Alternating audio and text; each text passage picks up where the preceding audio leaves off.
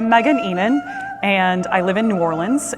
I like to say that I'm a mezzo-soprano who's devoted to the commissioning, performance, and proliferation of new music, and I think that really covers pretty much all of the things that I do. One of the stories that I love to tell is I thought that I was going to be a high school choir director, and I was telling this to my voice teacher at the time in high school, and she goes, "Well, Megan, have you ever thought about performing?" It was this huge permission slip to be a musician, to pursue the path that I wanted to. I think about that all the time and try to be that kind of person who also gives permission slips to other people to do the creative things that they want to do. Went to Augustana University in South Dakota, and then I did my master's at the Peabody Conservatory in Baltimore. During that time, I really started just falling in love with contemporary classical music, getting to create these really interesting, fascinating sound worlds with composers, really getting to collaborate with them, just was lighting me up as a person. And I felt like, oh man, I get to make this and I get to collaborate with them. They get to give me feedback in real time.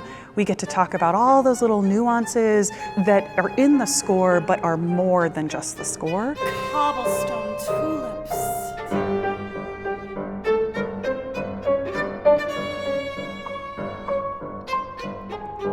Hands holding hands.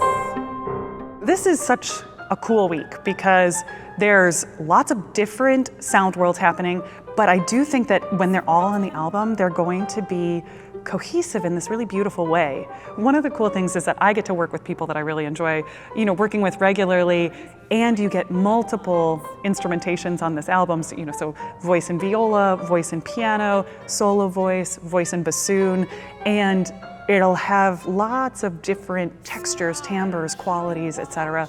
And one of the things that really draws me to being a vocalist is text, right? And I love getting to share these stories and work together with my collaborators to bring the stories to life in a way. Brad has really helped me be the musician that I want to be in this setting.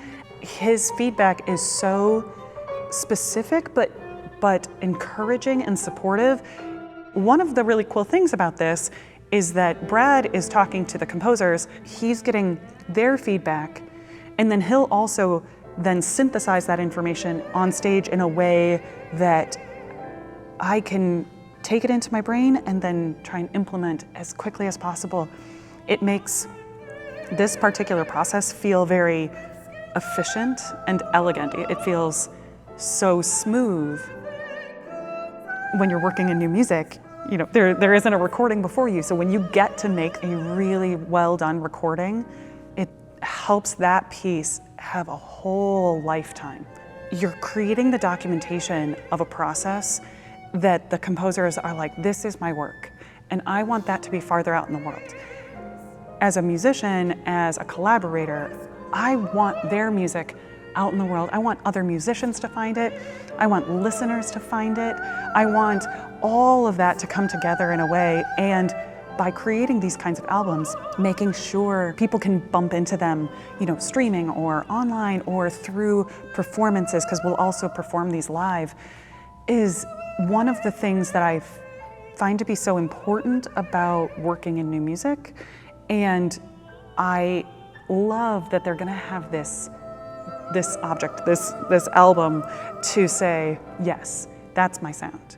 We worked to get it exactly the way that I wanted it.